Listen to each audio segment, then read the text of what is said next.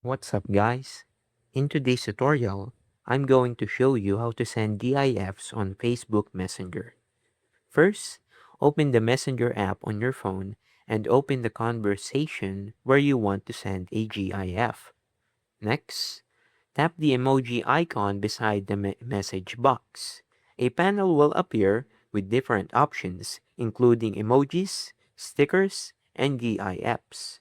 Tap the GIF tab to open Messenger's built-in GIF library. You can browse the trending GIFs or use the search bar to find one that matches what you want to send. Once you've found the GIF you like, simply tap on it, and it will be sent instantly to the chat.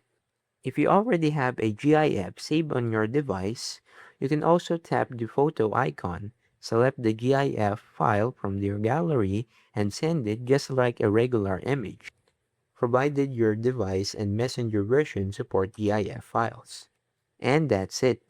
That's how to send GIFs on Facebook Messenger. If you found this tutorial helpful, don't forget to leave a like and subscribe. And I'll see you guys in the next one. Peace.